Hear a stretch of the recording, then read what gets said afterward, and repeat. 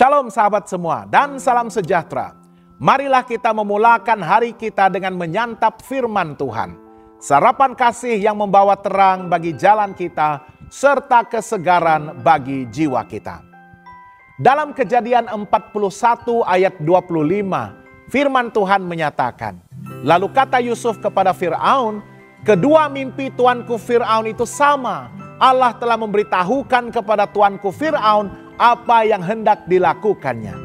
Sahabat semua, Kejadian 41 ayat 15 hingga 45 menceritakan saat Fir'aun Mesir itu terganggu oleh dua mimpi yang tidak dapat difahami oleh penasihatnya.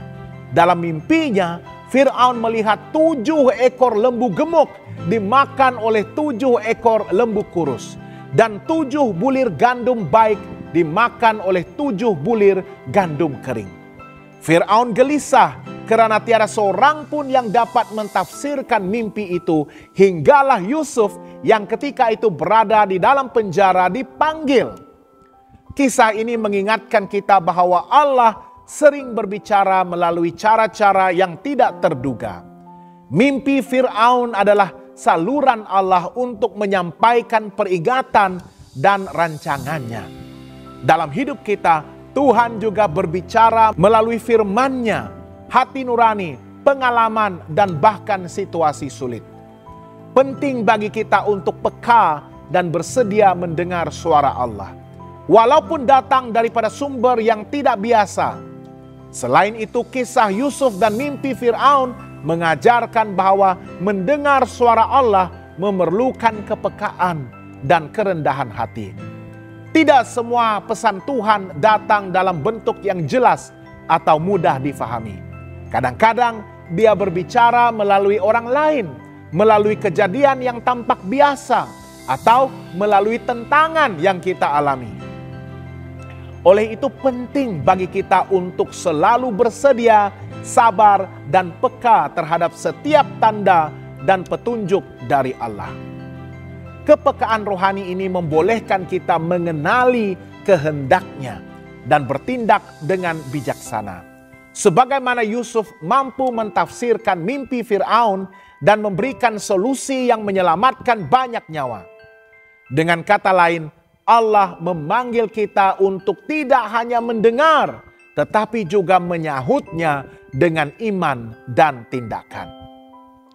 Yusuf dengan ketenangan dan keyakinan kepada Allah menjelaskan makna mimpi tersebut. Dia mengatakan bahwa mimpi itu bukan sekadar khayalan, tetapi wahyu dari Allah tentang masa depan. 7 tahun kelimpahan akan diikuti oleh 7 tahun kelaparan yang hebat. Lebih daripada sekadar mentafsirkan mimpi itu, Yusuf memberikan solusi praktikal untuk menyimpan lebihan hasil bumi pada masa kelimpahan agar Mesir dan negara-negara sekitarnya dapat bertahan pada masa kelaparan. Kisah ini mengingatkan kita bahwa Allah sering berbicara melalui cara-cara yang tidak terduga. Mimpi Fir'aun adalah saluran Allah untuk menyampaikan peringatan dan rancangannya. Dalam hidup kita, Tuhan juga berbicara melalui firman-Nya, hati nurani, pengalaman, dan bahkan situasi yang sukar yang kita hadapi. Penting bagi kita untuk peka dan bersedia mendengar suara Allah, walaupun datang daripada sesuatu yang mungkin luar biasa. Pelajaran utama daripada kisah ini adalah bahwa kuasa dan kekayaan duniawi tidak menjamin keselamatan atau kebal daripada bencana.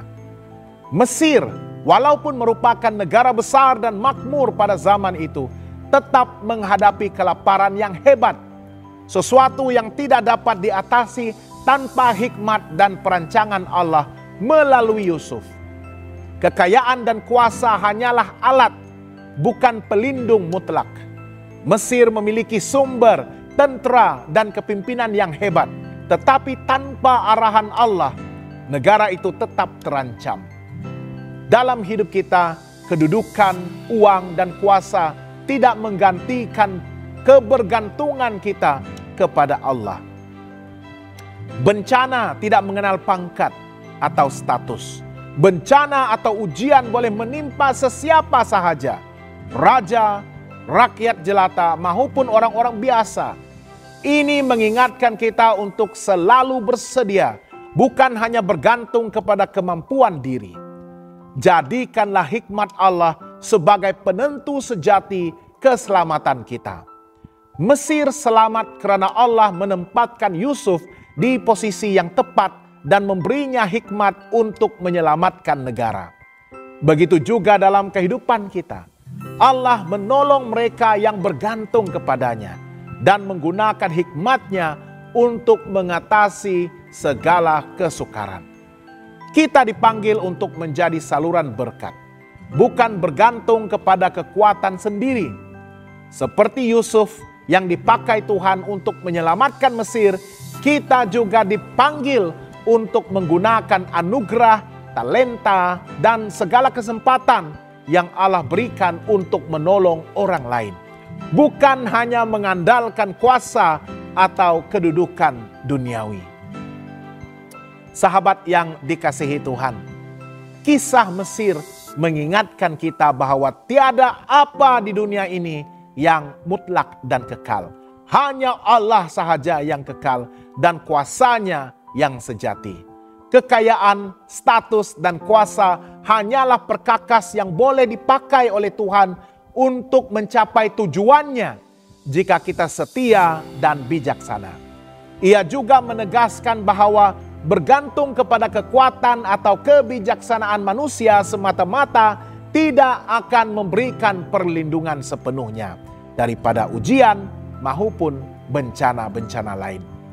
Negara yang kelihatan kuat sekalipun tetap berada di bawah pemerintahan Allah. Ini mengingatkan kita untuk menempatkan iman dan kepercayaan kita bukan kepada kedudukan, bukan kepada harta benda atau kuasa duniawi, tetapi kepada Tuhan yang tidak akan pernah berubah. Jangan lupa untuk melayari dan subscribe saluran YouTube kami di youtube.com/@hopetv Malay. Tuhan memberkati dan selamat bersarapan.